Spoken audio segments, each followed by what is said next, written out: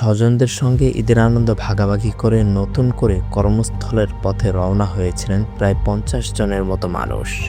কেউ জানত না এই যাত্রায় হতে যাচ্ছে তাদের জীবনের শেষ যাত্রা। পদ্মা সেতুর ফেরি থেকে একে একে নামছিল যানবাহন। সবকিছু চলছিল স্বাভাবিক নিয়মে, কিন্তু হঠাৎই ঘটে অপ্রত্যাশিত একটি ঘটনা। একটি যাত্রীবাহী বাস নিয়ন্ত্রণ হারিয়ে দ্রুত গতিতে ফেরির দিকে এগিয়ে আসে। ধারণা করা হচ্ছে বাসটির ব্রেক ফেল করেছিল। মুহূর্তের মধ্যেই সেটি সরাসরি ছিটকে পড়ে যায় পদ্মা নদীতে। ঘটনার ঠিক আগ মুহূর্তে বাস থেকে নেমে গিয়েছিলেন কয়েকজন যাত্রী। তারা ফেরির অগ্রগতি দেখতে নেমেছিলেন, আর সেই সিদ্ধান্তই তাদের জীবন বাঁচিয়ে দেয়। কিন্তু তাদের স্বজনরা রয়ে যান বাসের ভেতরেই, আর সেখান থেকেই তারা হারিয়ে যান পদ্মার গভীরে। ঘটনার পরপরই শুরু হয় উদ্ধার অভিযান।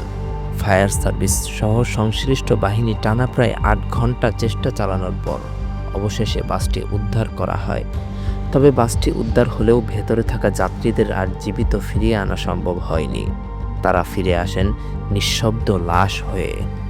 প্রাথমিকভাবে জানা যায়, বাসের মূল চালক চা খেতে যাওয়ার সময় হেলপারকে সাময়িকভাবে চালকের আসনে বসিয়ে যান। এ সময় তিনি বাসটির নিয়ন্ত্রণ হারিয়ে ফেলেন, আর ঠিক বাসটি নদীতে পড়ার আগ মুহূর্তে তিনি নিজেই লাফ দিয়ে নেমে যান। কিন্তু বাকি যাত্রীরা সেই সুযোগ আর পাননি। এই মর্মান্তিক দুর্ঘটনা আবারও মনে করিয়ে দেয়, একটি ছোট অসতর্কতা, একটি ভুল সিদ্ধান্ত কতগুলো প্রাণ কেড়ে নিতে পারে মুহূর্তেই। এখন প্রশ্ন, এই দুর্ঘটনার দায় কার? আর এমন ঘটনা প্রতিরোধে কতটা প্রস্তুত আমরা? পদ্মার বুকে হারিয়ে যাওয়া এই বাস শুধু একটি দুর্ঘটনা নয়, এটি একটি নির্মম সতর্কবার্তা।